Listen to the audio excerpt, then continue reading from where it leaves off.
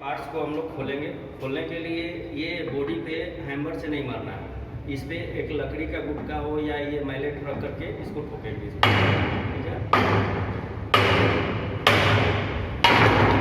ये निकल गया इसमें। ये अब इधर से ये पार्ट्स निकालेंगे इसको, ये कवर निकल गया। फिर ये बीच वाला जो है ये बोलते हैं इसको आर्मेचर, यही है भाग हम लोगों का बोलते हैं आर्मेचर, और ये रोटेट होता है, ठीक है। और ये पार्ट जो है स्थिर रहता है और ये पार्ट्स रोटेट होता है, ठीक। अब रही बात कि यहाँ एक एक करके और भी जो पार्ट्स अंदर वाला है उसको हम लोग बारे में देखेंगे। तो चलिए पहले इसको हटाइए, पहले इस पार्ट्स के बारे में देखेंगे यहाँ। चलिए, तो ये अभी जो देख रहे हैं ये हम लोग इसको योग बोलते हैं, ठीक है, जो कि अभी बताएं कि ये पूरे पार्ट्स को योग या बॉडी बोलते हैं। ये माइल्ड कास्ट आयरन का बना होता है, छोटे छोटे जनरेटरों में कास्ट आयरन का और बड़े बड़े जनरेटरों में माइल्ड स्टील का बना होता है। अब इसके बाद अंदर ये जो दिख रहे हैं अंदर, ये जो है इसको नाम बोलते हैं फील्ड पोल, ठीक है, फील्ड पोल। और इस पे फील्ड कॉइल की वाइंडिंग की जाती है, फील्ड वाइंडिंग, इसको क्या बोलते हैं, फील्ड वाइंडिंग। और फील्ड कोर पे, फील्ड पोल पे फील्ड वाइंडिंग स्थापित की जाती है, ठीक है। अब ये जो कोर होता है लेमिनेटेड सिलिकॉन स्टील का, ये जो कोर दिख रहा है ये वो लेमिनेटेड सिलिकॉन स्टील का होता है, ठीक है।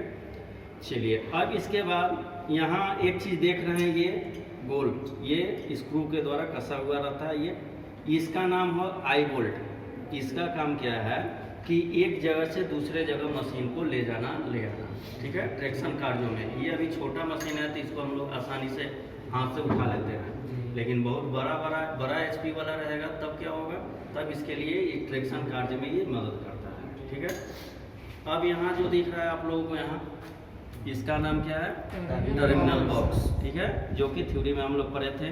टर्मिनल बॉक्स का काम क्या है कि अंदर वाइंडिंग से सप्लाई ले करके इस टर्मिनल बॉक्स पे दे देते हैं, और यहाँ से टर्मिनल से हम लोग आउटपुट सप्लाई के लिए देते हैं, यानी कि आर्मेचर का हो, कम्यूटेटर से ब्रश पे जा करके यहाँ कनेक्शन, ये जो तार दिख रहा है कार्बन ब्रश का तार दिख रहा है, ठीक है, और यहाँ से अंदर की ओर ये ज्वाइंट ये टर्मिनल बॉक्स पे दे दिया जाता है। फील्ड वाइंडिंग का हो या आर्मेचर वाइंडिंग का हो, सभी का कनेक्शन लेकर के इस टर्मिनल बॉक्स पे कर देते हैं। अब इस टर्मिनल बॉक्स पे जो है ये जो होता है एबेस्टर्स का सीट होता है, ठीक है, जो कि इस बॉडी से अचालक करके इस पे ज्वाइंट कर देते हैं। अब यहाँ एक नीचे देख रहे हैं ये दोनों साइड, यानी कि इस मशीन को बेस प्लेट नाम बोलते हैं। इस मशीन का क्या है, बेस प्लेट। इसका काम क्या है कि फाउंडेशन पर नट बोल्ट के द्वारा कस करके इसको फिक्स कर देंगे, ताकि जब मशीन चलेगा तो वाइब्रेट आवाज़ ना उत्पन्न हो। देखिए यहाँ ये छिद्र बना हुआ है, इसी के द्वारा नट बोल्ट के नीचे कस देते हैं, ठीक है।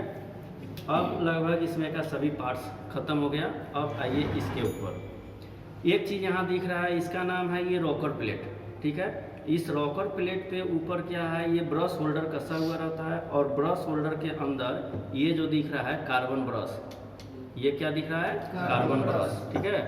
तो ये कार्बन ब्रश क्या होता है, इसके अंदर फिट किया जाता है यहाँ ऐसे, और ये जो होता है ऐसे दबाएगा स्प्रिंग के द्वारा, और ये जो है लीड के ऊपर कसा जाता है। जैसे ये जो देख रहे हैं हम लोग यहाँ, इसके ऊपर ये फिट किया जाता है।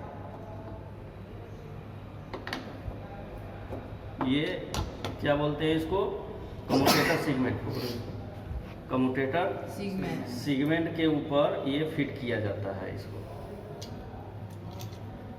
इसको ऐसे बॉडी के ऊपर कस देते हैं, सेम ऐसे ही रहेगा, बॉडी के ऊपर कसा हुआ रहेगा, और इसमें ये जो ब्रश है टच रहेगा कार्बन ब्रश, इसका नाम क्या है, कार्बन ब्रश। चलिए, अब इसके बाद इस पार्ट्स को देखते हैं हम लोग। यहाँ जो दिख रहा है ये पूरे पार्ट्स को आर्मेचर बोलते हैं। इस पे आर्मेचर ये कोर दिख रहा है, ये क्या, आर्मेचर कोर। इस पे आर्मेचर वाइंडिंग निकला हुआ है। ये आर्मेचर वाइंडिंग का लीड जो है प्रत्येक कार्बन कम्यूटेटर पे सेगमेंट पे वे सोल्डरिंग किया हुआ रहता है। प्रत्येक कार्बन सेगमेंट या कम्यूटेटर सेगमेंट, ये देखिए एकदम नज़दीक से इसको एकदम पतला पतला लाइनिंग दिख रहा है। ये पतला पतला लाइनिंग के बीच जो है ये आपको ये दिख रहा है, क्या बोलते हैं, अब्रक, माइका भरा हुआ रहता है। देखिए इसके बीच में प्रत्येक में माइका भरा हुआ है और प्रत्येक कार्बन कम्यूटेटर सेगमेंट के बीच में ये वेल्डिंग वाइंडिंग का तो जो तार है यहाँ सोल्डिंग किया हुआ रहता है। तो इसके सारा सिरा लेकर के यहाँ देते हैं। इसका काम क्या है कम्यूटेटर का?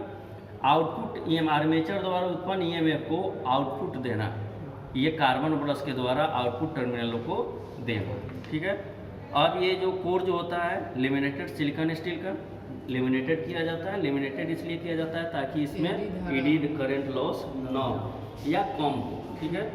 अब यहाँ एक देख रहे हैं ये पंखी टाइप का, तो इसका नाम बोलते हैं कूलिंग फैन। ये कूलिंग फैन का काम क्या है कि मशीन जब चलता है गर्म होता है, गर्म होने के बाद ये क्या करता है गर्म हवा को बाहर फेंकता है, बाहर की ओर फेंकता है।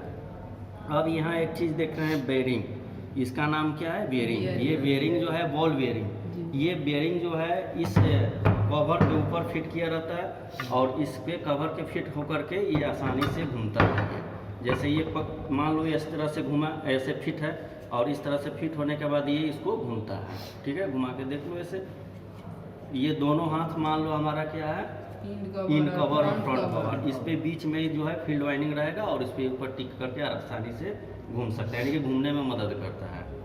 अब यहाँ ये जो देख रहे हैं ये जो निकला हुआ है ये बीच में पूरा इस साइड से लेकर के यहाँ तक आता है और इसको बोलते हैं हम लोग शाफ्ट। और इसको चलाने के लिए इस शाफ्ट पे हम लोग पुली कसते हैं, तो उसका नाम क्या बोलते हैं पुली। तो इसीलिए इसको नाम एक ही साथ बोला जाता है शाफ्ट एंड पुली।